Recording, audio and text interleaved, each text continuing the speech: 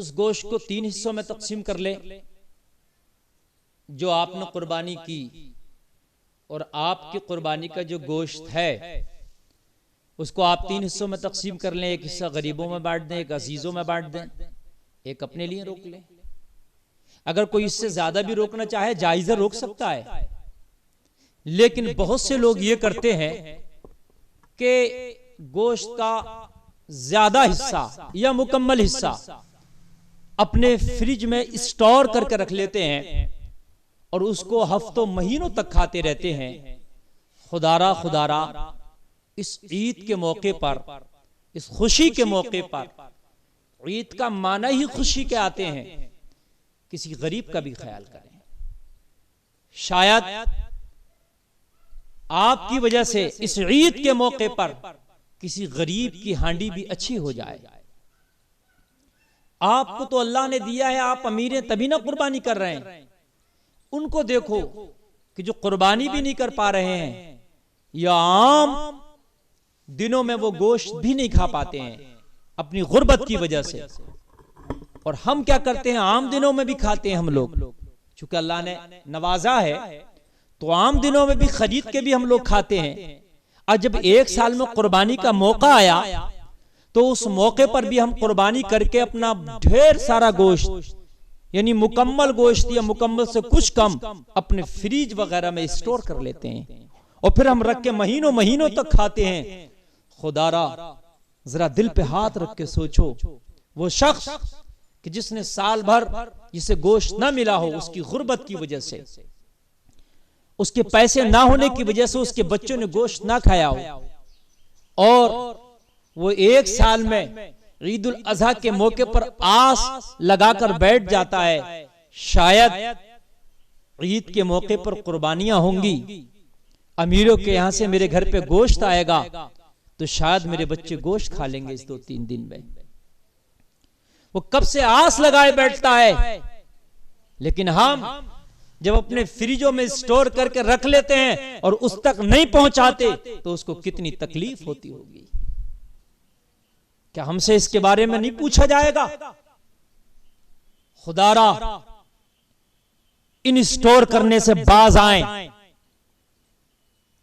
आपको तो अल्लाह ने दिया है, आप कुर्बानी के अलावा भी गोश्त खरीद कर खा सकते हैं, लेकिन हम में इतनी तो सलाहियत नहीं है ना कि हम आम दिनों में भी जब अपने लिए गोश्त खरीदते हैं तो अपने गरीब पड़ोसी को भी खरीदवा दें।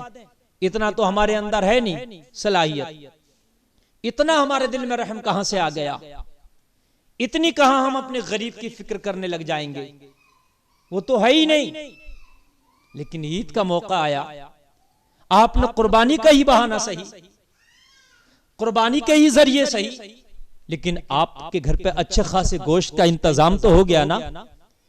और जब अच्छे खासे गोश्त का इंतजाम हो गया तो क्यों ना आप उस वक्त उन गरीबों के चेहरों पे मुस्कान लाने की कोशिश करें। ये साल भर उसका इंतजार करते हैं, आप कम से कम स्टोर करें, कम से कम रोकें और किसी गरीब तक पहुंचाएं, ताकि 1 या 2 दिन के लिए सही, लेकिन उसके बच्चों को भी वो खाना मयसर हो जाए जो तुम्हारे बच्चे खा रहे हैं। ये बहुत जरूरी है, ये बहुत अहम है, लेकिन इस पर हमारी तवज्जो नहीं है।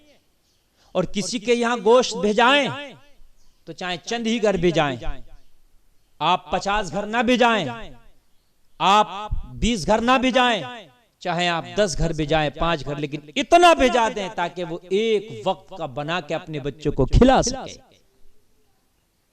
होता क्या, कभी कभी हम नाम कर देते हैं, भाई हमारा ये 2 किलो गोश्त है ना, 10 घरों में बांटना है, बस 2-2 बोटियां 100-100 ग्राम देना है। उसको देना भी इतना कम है कि वो एक वक्त अपनी हांडी ना बना सकता हो।